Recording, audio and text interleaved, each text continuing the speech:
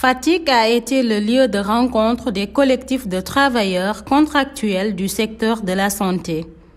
Ils ont ainsi tenu une marche pour exiger le recrutement dans la fonction publique d'agents contractuels estimés environ à 25 000. À en croire le collectif, un bon nombre d'agents concernés auraient effectué plus de 20 ans de service sans être recrutés. Voilà, nous sommes rencontrés ici tous les contractuels de la santé d'une manière générale. Il y a les contractuels des EPS, les contractuels du MSAS, que ce soit les Cobra, ISMEA, JICA, Ryundawi et plein d'autres types de contrats. Donc nous sommes là pour sensibiliser l'autorité à notre cause, parce que quand même parmi nous, il y a certains qui sont en contrat depuis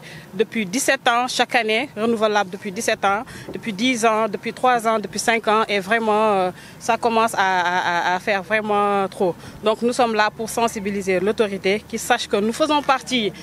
du système, nous sommes dans les fins fonds du pays à gérer la santé des populations. Donc nous sommes là vraiment pour dénoncer ces années de contractualisation. Nous voulons que le recrutement à la fonction publique soit au niveau des contractuels du ministre, des contractuels d'une manière générale. Que vraiment qu'on puisse aussi, les années de contractualisation, quand on nous recrute, qu'on puisse capitaliser ça, que nous ne perdons pas ça, parce que quand même nous commençons à prendre de l'âge, qu'on permette à tous les contractuels d'accéder à certaines formations qui sont ouvertes aux fonctionnaires, et aussi les versements à l'IPRES, qu'on puisse aussi, quand on sera dans la fonction publique, que ce ne sera pas des années de cotisation qu'on ne va pas perdre, pour dire en grosso modo que le versement à l'IPRES soit effectif. Et est-ce que vous avez une idée du nombre de personnes concernées par ces contrats? À prendre en charge les années de contrat. Voilà, pour le nombre quand même, parce que au niveau national, ce qu'on dit au niveau de la fonction publique, les fonctionnaires font 8 000. li waraloon ndaje bi lenn la mooy ñun ñoo bokk ci bànqaas yi nga xam ne dafa bokk ci système de santé bu Sénégal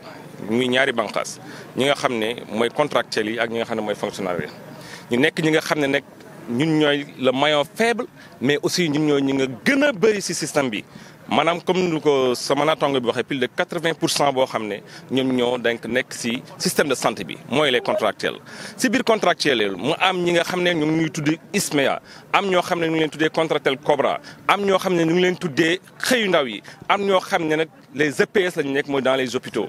am ñoo xam ne contractuel communautaire lañu wax mooy CDS ñoom ñoo leen di fay. te si biir loolu si même si biir contractuel yi payoor yi yemul ñii seen salaire dafa tuuti ba nga xam ne jéggi daye ba mu ay soutien de famille mënuñoo subvenir à leurs besoins. beneen bi li ñu tax a ñëw fii au niveau de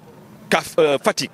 dafa nekk loo xam ne ay njëlbeen la yoo xam ne ñu ngi koy tegalal di def avant cela doon nañ def ay conférence de presse ay dem si yenn dëkk ak dëkk comme Kaffrine ak def suñu journée de réflexion à Thiès. aujourd'hui dañoo def benn marche nationale à Fatick pour lan fustiger li nga xam ne mooy marginaliser bi nga xam ne dañu ko marginaliser les contractuels parce que noonu lañu ko mën a tuddee parce que mënuñoo jàpp ne xam ne gëm ne yàgg sa naataangoo ngeen bokk liggéey bu fajee nga faj bu pikiré nga pikir bu consulter nga consulter bu fanaanee nga fanaan bu gardé nga gardé guddi 1 heure du matin 2 heures du matin 3 heures du matin 4 heures du matin ñu yeela nga xëyaat 8 heures